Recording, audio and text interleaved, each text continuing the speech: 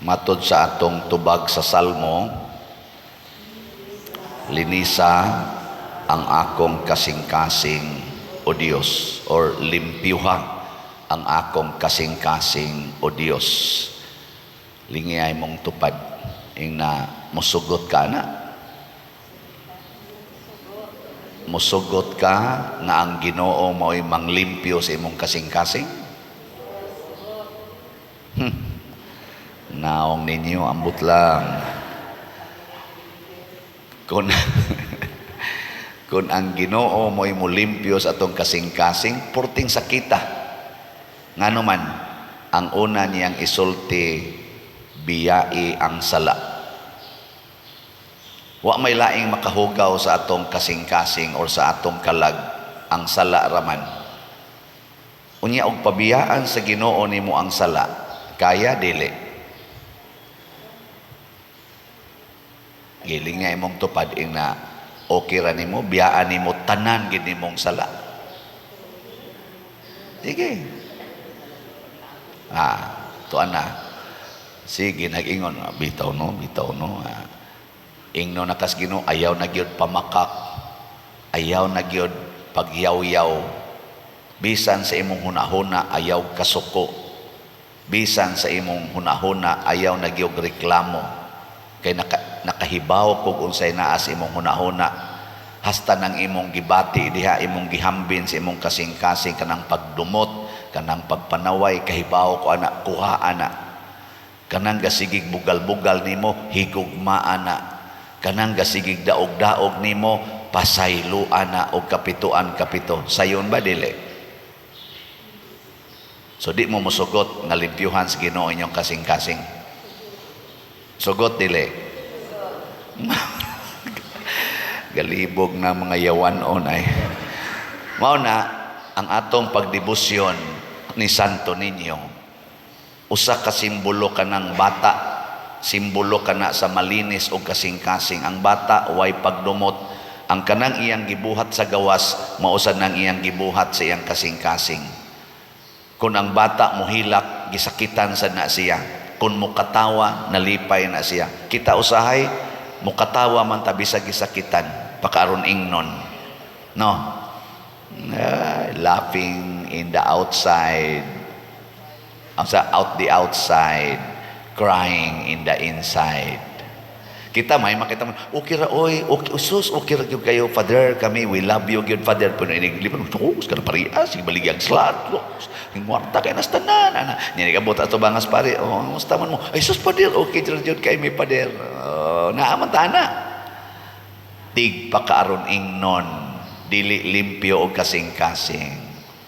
Mao niya mga tinun-an ni Hesus, ingon-ingon ni Lord, mukuyog minimo bisan asa ka paingon, gibiyaan namo ang among inahan, among amahan, among asawa, among unsa pa na diha ilang gipangmian, among mga pangita.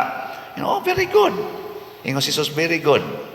Pero pagpanakay nila sa sakayan, sa dihang hapit na malunod, nisyagit sila kalisang og ilang gipukaw si Jesus, kay si Jesus natuog raman. Ingon dayon sila, Ginoo, wa baka mabalaka nga hapit naman ta malunod. Unsay pasabot ana? Attachment. Naas ilang kasing-kasing ang attachment to this world.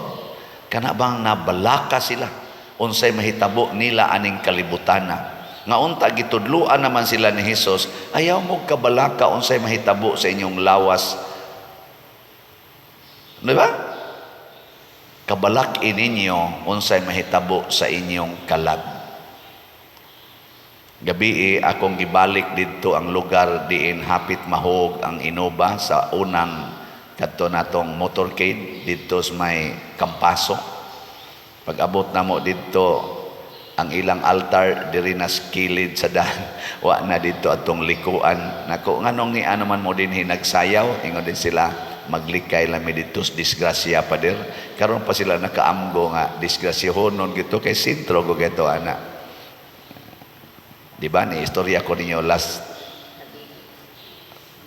yesterday nga hapit may mga hog.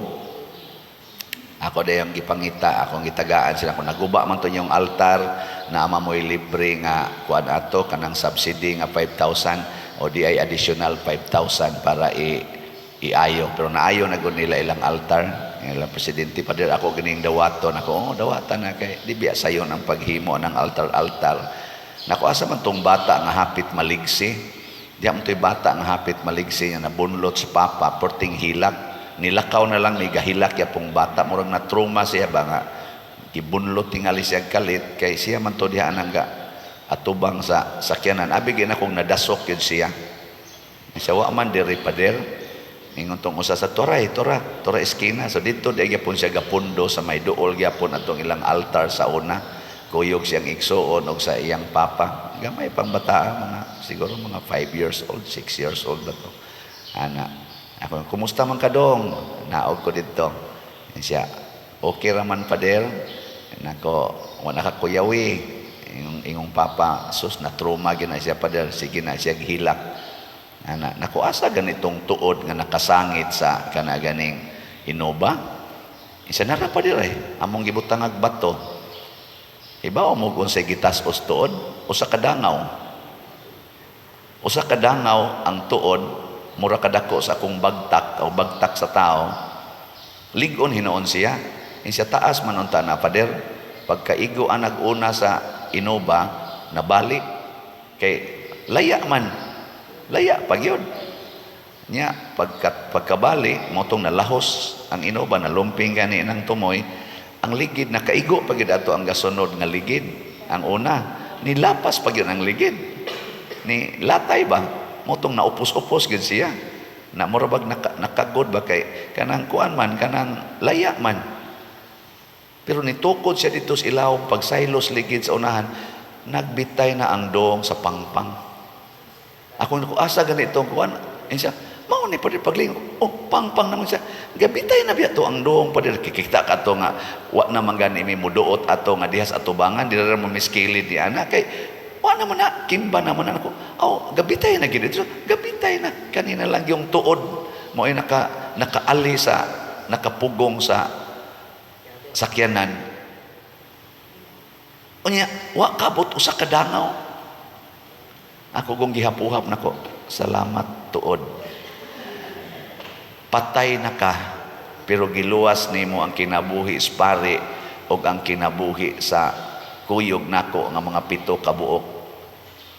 Nakuwap ading tuura nga patay na mubo pagyud kaayo dali ra gyud kaing lakangan wana way siguro patay nako gitan-aw na mos-ubos pagkalawom kimba ambot kapila ka mo balitok ang sakyanan og nalahos pa to ana ba no nya diha dayon ko nakaamgo Lord nag-uban gid ay ka gigamit ra nimo ang patayng tuod gabuk pagyud aron sapnayon ang bugat kaing sakyanan nga di malahos og kahog nagbitay na ang duha ka ligid ngadto padong nas pangpang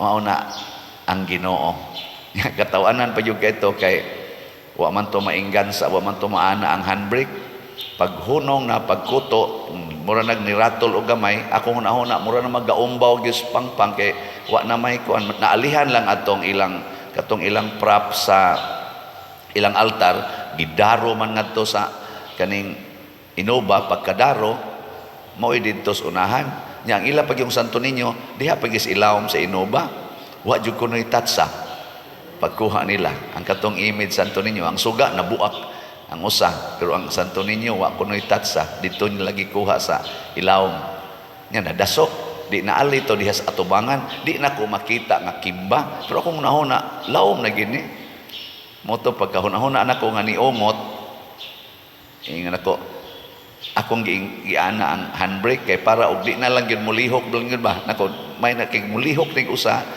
ho gini ako pag katapusan na naog ako na lang usa dito sige lang padir ka naog na diha nako bitaw no manaog ko dire kay matiwas pa lang ni magkuyog kami ra gyud duha ani ngadto sa ubos ug pag naog nako kay nigaan naman ang loyo kay nanaog naman tong mga unom ka tawo diri sa loyo ug nigaan pa to nya ni ana Akong usam kuyog ko ngadto sa kyanan. Wa gyapon mo ana. Mao na ang Ginoo. No. Pero wa say siguro ron inigdagan nako ngadto moadto ba kurog saot sa malabuyok. Kasi mabangga na gyud. Ana. Unsa may importante di ay nakahibaw tang mutuos Ginoo. Mo na ingos Kristo. Ningon siya diri. Wala ba ningon niya diri. Nganong nalisang man kamo, wala ba kamoy pagsalig? Wala ba kamoy pagtuo? Nga kuyog ko ninyo? Nga ni ako kuyog ninyo? Nga nahibaw ko sa tanan? Nga nahitabo og mahitabo? Wadi mo mutuo ana. Nga bisan ka ng inyong hunahuna o ka ng inyong kasing-kasing, nahibaw-an anako. Nga bisan ka ng inyong gibuhat sa tago, nahibaw-an anako. Di mo mutuo. Di ka mutuo nga kadang tanan nimong gibuhat maayo og dautan, nahibaw-an anako. Muna si David nagbuhat og dautan, iyang nakigdog si atong asawa sa iyang sundao nga si Uriah katus Batseba, na mabdos pagyus Batseba. Gibuhat to ni David sa tago. Gipatay pagyud niya ang bana ni Batseba pinaagi sa iyang tago nga suwat, nga iyang giinstrukan ang katong iyang commander nga kini si Uriah ibutang nis atubangan, hain ang ligon kaayo ang kaaway. Unya kung naana siya sa atubangan, bihain ninyo aron mamatay. Namatay sad gyud si Uriah. Why nakasabot ato nganong namatay si Uriah? Pero ang naason ahuna ni David, ipapatay ko ni Uriah kay mabdos na niyang asawa, niya naibog kay ko siyang asawa, haron mabiyuda ni ako na ning mapangasawa. Ingon anak kamaro ang gibuhat ni David. Mo na ang imagery nga gihimo sa propeta na ingon siya, dunay kabus nga usa ra gyud ka buok karnero nga pinangga kay niya nga bay idugod niya higda. Nya di asay dato nga daghan kay mga hayop, nahitabo nga ang dato na ay bisita.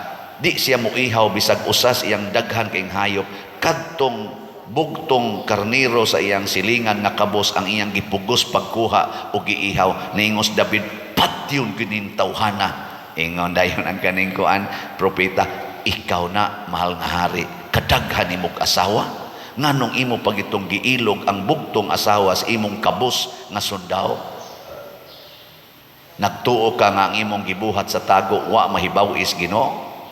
Mao na kaning imong mga asawa, makigdug ani imong silingan sa adlawng dako diha sa imong atubangan, og imong kabanay or imong anak kay dagham siya anak mo himog dautan nganha nimo. Og katos Absalom, mautoy ni kontra ni David si Absalom, hasta iyang mga asawa gikuha ni Absalom katong iyang anak. Maguwang man tingali to ni Solomon, kay kani si Solomon ikaduha maning anak niya ni Batseba. Ingon ana ang Ginoo, kahibaw siya apan si David limpyo magkasing-kasing, nahibaw sad si David nga ang Ginoo mo pasaylo, nihilak si David og niingon siya, nakasaha ko, giangkon niya iyang sa nakasaha ko. Kita gud usahay di man sa tamo angkon sa tong saha, no? Gilinga imong tupad ina, pirmi jud kang mo angkon og saha, gikano ingna. Oy, depensa to the max. No, ngigagod. Nya, ako na isadan. Ako isadan. Nga siya may naglibak nako. Nya, ako nasuko ko. Og di pa ko upas siya maglibak nako. Di ta ko masuko. Nya, ako na noon isadan. Kusog kita ana. Pero ang gibuhat ni David, wa nay daghang rason-rason, nakasa kos Ginoo. Ingon dayon si Nathan, gipasaylo na ka. Dili ka niya patyon. Pasabot, dili na ka maimperno. Apan kanang imong anak maoy mamatay. Porting hilak ni David, kaluoy sa bata, maoy naigo sa akong sala. Yang nganong ipapatay mas Ginoo ang bata, wa may sa ang bata. Okay ra, patyon. Pero namatay lagi ang way sa tungod sa imong sala. Palagod nato karon kanang nagsigig corruption, siging corruption. Kinsa may nangamatay ang mga pobre nga wa nay hapit kaon. Wa na ikapa-ospital kay gikurakot sa mga taong nagkupot anang maong budget. Di ba? Da. Kanang kasuko ni Putin o ni Zelensky, kasuko sa mga Israeli nga mga leaders o sa Hamas, kanang ilang kasuko, nagsigi sila gubat. Wa sila mga matay, wa mamatay si Putin, wa mamatay si Zelensky, pero na linibuan na ang nangamatay sa mga taong inosente. Ingon ana ang iresulta sa atong sala. Kung magsigi tagpakasa, usahay dili ta mamatay, usahay mo asenso pata, pero daghan ang mga inosenteng nangamatay. Kanada yung mga drug lords, siging baligya anang drogas, wa silang mga matay, pero pila ka buok mga batanon nga namatay, lawas o kaugmaon, kay nangatuyok ng utok. Di ba? Luoy, kayo mo to si David, nihigda sa yuta tulo ka adlaw nga way kaon og nagsulob og sako og nagbulibod og abo. Porte ginyang guula nganong nahimo kong instrumento sa kalaglagan sa mga inosente. Ingon ana ang sala. Mao na ang sugo sa Ginoo, mo'y mo purify nato. Mao na pamalit mog slat. Ngano man sugo nis Ginoo. Bitaw. Sugo ginis Ginoo aron ma-detach ta aning atong kwarta. Ako niingon ko ninyo nga pamalit mog slot kay basig hapit nako tapusas Ginoo kay hapit ko madisgrasya. Pero nakaingon sad ko nga ang ako sang hapit pagkadisgrasya nakatandog sa tingali sa ko anoy mga namalit kay nidako-dako mga tong halin. Gianugunan sa tingali sila, no? So ang atong SBF dag niabot nag 8,748 atong halin, na apay 51,252 ka slots nga available, tag 500 pesos per slot.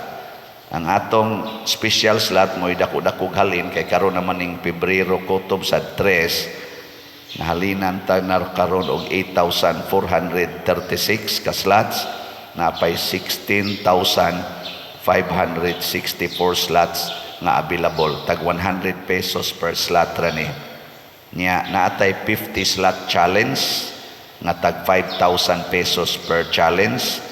Ang nadawat nato atong niaging adlaw 5 raman to, karon niabot nag 41 ka 50 slot challenge. So di ba, pakpak. Salamat kayo kay naka-feel day mo nga hapit na mawa inyong pare. So, tuod na lang kayo nakaali. Pero, relax ra gyud ko mga igsoon. Although, human as we are, kulba baya. Pag sige na ko, ari na ko, dito, relax ra gyud kay ko. Wa jud ko igibate. Kay para na ko, mamatay, patay. Pero sa diri na ko, sige na ko kwenta-kwenta.